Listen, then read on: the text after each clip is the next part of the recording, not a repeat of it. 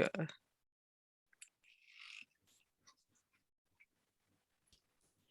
Selamat malam, selamat datang di debat sosiologi kelompok 1, kelas 3 PA17, Fakultas Psikologi Universitas Gunadarma.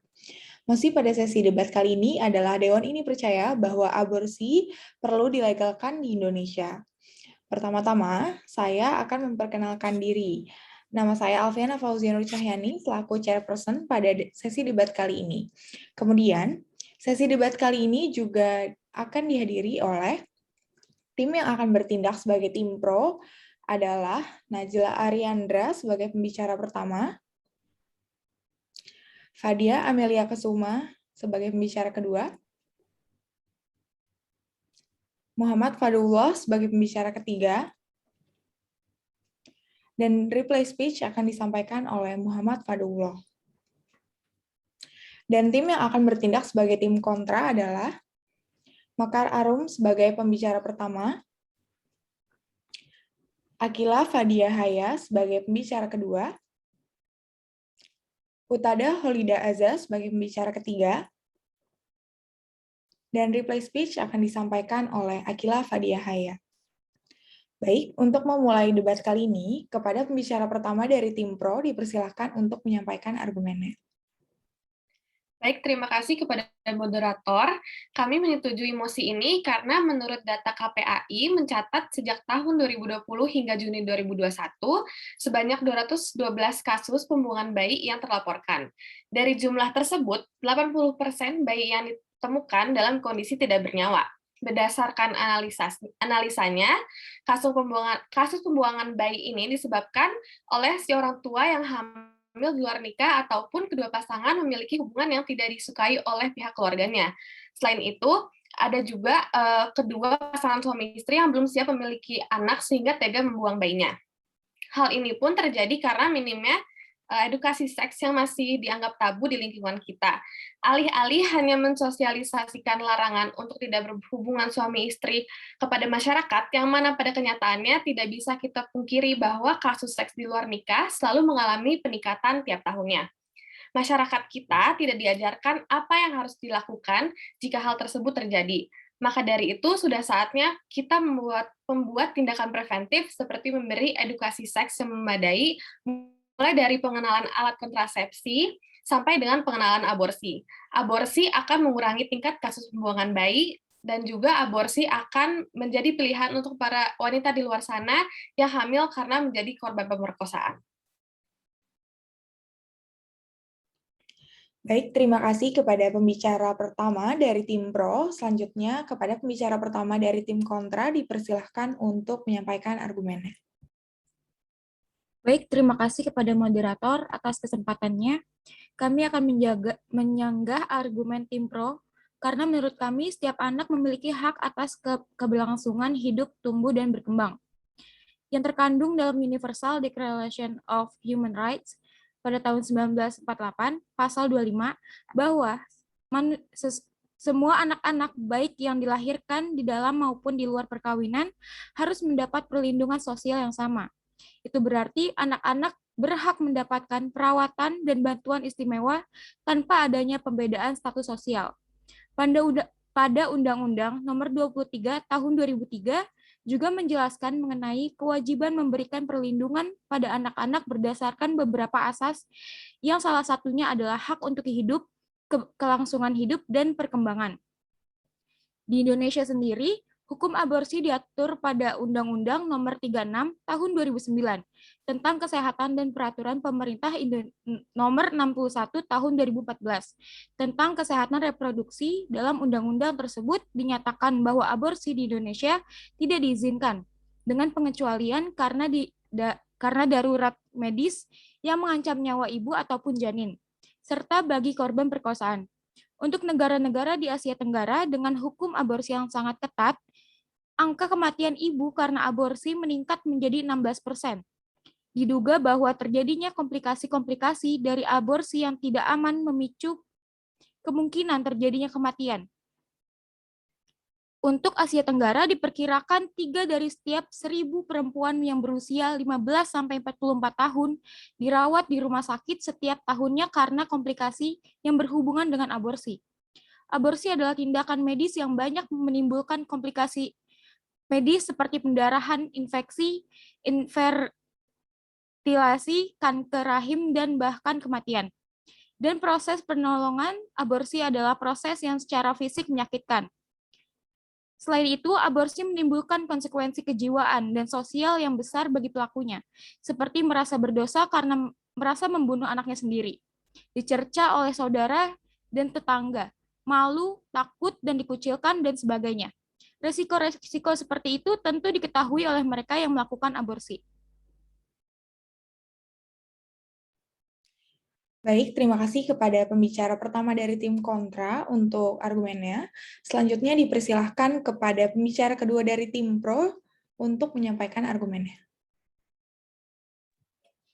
Baik, terima kasih moderator atas kesempatannya. Di sini, tim pro akan mengelaborasi argumen kami seperti apa yang sudah disampaikan oleh pembicara pertama tim kontra, bahwa aborsi menimbulkan komplikasi. Itu karena menurut data WHO terjadi sekitar 55.000 kasus aborsi oleh tenaga yang tidak terampil, 95% diantaranya di negara-negara berkembang lebih dari 200 kematian per harinya. WHO mengestimasi 1 dari setiap 8 kematian ibu terjadi karena komplikasi yang disebabkan oleh praktek penghentian kehamilan yang tidak aman. WHO 1998. Kondisi tersebut menggambarkan masih banyaknya aborsi ilegal dilakukan pasal 34 ayat 3 UUD 1945. Menyebutkan negara berkewajiban menjamin keterlaksanaannya hak-hak di bidang kesehatan berupa penyediaan fasilitas pelayanan, kesehatan, dan fasilitas pelayanan umum yang layak agar dapat dinikmati oleh setiap warga negara tanpa pandang umur, jenis kelamin, ras, agama, politik, dan sosioekonomi. Baik, terima kasih kepada pembicara kedua dari tim pro. Untuk selanjutnya dipersilahkan kepada pembicara kedua dari tim kontra, dipersilahkan untuk menyampaikan argumennya. Terima kasih kepada moderator. Kami akan menyanggah argumentasi dari tim pro. Di Indonesia, meski aturan mengenai aborsi telah disahkan sejak 2009, tapi masih banyak celah yang belum ditambal dalam produk hukum tersebut. Terlebih, pendapat populer masyarakat menilai aborsi adalah tabu, dilarang secara moral dan agama. Secara garis besar, legalitas hukum di Indonesia menjamin aborsi pada indikasi kedaruratan medis dan korban pemerkosaan. Namun, hingga kini, kedua kelompok itu seringkali sulit mengakses layanan aborsi aman. Ujung-ujungnya, mereka harus berhadapan dengan para penyedia layanan aborsi ilegal atau melakukan upaya aborsi mandiri, seperti minum jamu-jamuan, makan nanas, atau melakukan gerakan melompat berulang kali. Tindakan-tindakan ini bagaimanapun mengabaikan syarat-syarat keamanan aborsi, berisiko menimbulkan infeksi ataupun pendarahan. Baik, terima kasih kepada pembicara kedua dari tim kontra untuk argumennya. Selanjutnya dipersilahkan kepada pembicara ketiga dari tim pro untuk menyampaikan argumennya. Terima kasih atas kesempatannya, moderator. Kami kembali menyanggah argumen dari tim kontra dengan alasan pertama, pro-choice setuju pada pilihan dan cenderung percaya bahwa fetus tidak mempunyai hak dan kepentingan dan tidak logis bila dilukiskan sebagai tak bersalah ataupun bersalah. Yang kedua, hak wanita akan kebebasan bersifat mutlak dan harus tidak dihalangi. Dari lembaga swadaya masyarakat atau yang biasa kita sebut LSM, desakan perlegalan aborsi berasal dari Yayasan Kesehatan Perempuan dan Perkumpulan Keluarga Berencana Indonesia. Alasannya adalah untuk meminimalkan efek dari akibat aborsi yang tidak aman dan ilegal, yang seringkali menimbulkan kematian dan sebagai pilihan alternatif bagi warga negara dalam menghadapi masalah kehamilan yang tidak diinginkan. Jika aborsi tidak dilegalkan, mau sampai kapan, para wanita yang kehamilannya tidak diinginkan harus menanggung resiko dan komplikasi yang disebabkan oleh praktek aborsi ilegal. Baik, terima kasih kepada pembicara ketiga dari tim pro. Selanjutnya dipersilahkan kepada pembicara ketiga dari tim kontra untuk menyampaikan argumennya. Terima kasih kepada moderator. Kami tidak setuju dengan argumen tim pro karena pertama, perlu disadari bahwa aborsi bukanlah merupakan pilihan yang ideal. Makhluk hidup yang tidak bersalah tidak pernah boleh dibunuh dalam lingkup situasi apapun. Kedua, pelaku aborsi melanggar prinsip kemanusiaan yang sangat mendasar, yaitu meniadakan hak hidup calon anak kandungnya sendiri, melawan hukum negara, dan melawan hukum agama. Disebutkan dalam argumentasi tim pro sebelumnya bahwa hak wanita bersifat mutlak dan tidak harus dihalangi. Begitu pula dengan hak hidup seorang anak yang masih di dalam kandungan. Dalam Undang-Undang Nomor 23 Tahun 2002, Pasal 1 Ayat 1 menyatakan bahwa pengertian anak, yakni seseorang yang belum berusia 18 tahun, termasuk anak yang masih dalam kandungan. Dan aborsi merupakan tindakan medis yang banyak menimbulkan komplikasi medis tertentu dan perlu diambil langkah-langkah preventif agar kondisi yang menimbulkan terjadinya kehamilan tidak dihendaki dapat dikurangi. Kemudian, kami pro-life memandang aborsi tidak bisa dilegalkan karena alasan moralitas. Pada tanggal 22 Januari 2003, Majelis Agama di Indonesia seperti Majelis Ulama Indonesia, Persekutuan Gereja-Gereja Indonesia, Konferensi Wali Gereja, Parisada Hindu Dharma Indonesia, dan Perwakilan Umat Buddha Indonesia, dan sejumlah LSM yang dikoordinir oleh LSM Komunitas Gerakan Sayang Kehidupan, membuat pernyataan bersama yang intinya menolak upaya legalisasi aborsi. Terus ada terdapat kutipan, 12 mayat orok yang baru lahir ditemukan teronggok di tempat sampah. Adakah tragedi kemanusiaan yang lebih mengenaskan ketimbang horor kematian ini? Sendi-sendi masyarakat bagaikan luluh lantak. Segalak-galaknya macan tidak akan memangsa anaknya. Lalu mengapa perempuan atau wanita yang sedang hamil kini tega membunuh bayinya? Baik, terima kasih kepada pembicara ketiga dari tim kontra untuk argumennya. Selanjutnya, dipersilakan kepada reply speaker dari tim kontra untuk menyampaikan reply speech-nya. Baik, menurut tim kami sebagai tim kontra aborsi, kami menolak segala perilaku menyakiti atau menghilangkan nyawa seseorang termasuk aborsi. Karena aborsi merupakan tindakan medis yang banyak menimbulkan komplikasi medis seperti pendarahan, infeksi, infertilitas, kanker rahim, bahkan kematian.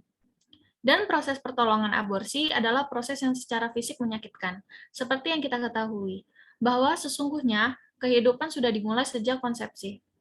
Ada banyak pencegahan yang dapat dilakukan sehingga kita tidak perlu melakukan aborsi, seperti contohnya menggunakan alat kontrasepsi yang kini sudah banyak terjual bebas di swalayan. Tindakan preventif lainnya yang diperlukan bagi masyarakat di Indonesia yaitu pengendalian terhadap kecenderungan seks bebas, prostitusi, pemerkosaan, incest, dan sebagainya. Perlu kita ingat bahwa kehidupan setiap makhluk itu sangat berarti, dan setiap anak berhak atas kelangsungan hidup, tumbuh, dan berkembang.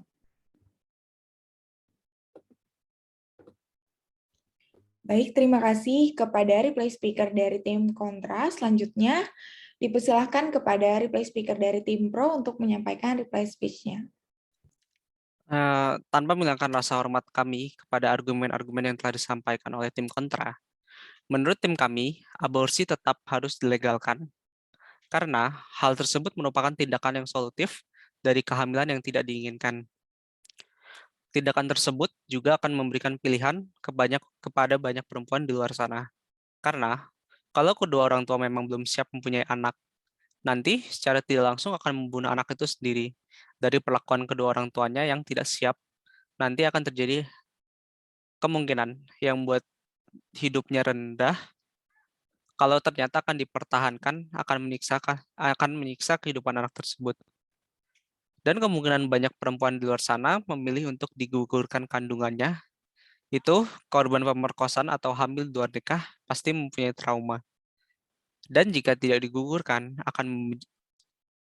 perempuan itu akan membenci bayi tersebut karena jadi mengingat dan memiliki trauma yang besar. Baik, terima kasih kepada reply speaker dari tim pro untuk reply speech-nya. Sepertinya debat hari ini sudah cukup. Terima kasih kepada kedua tim yang telah menyampaikan argumentasinya hari ini. Dengan demikian, debat hari ini saya akhiri. Saya ucapkan kepada tim pro dan tim kontra. Selamat malam.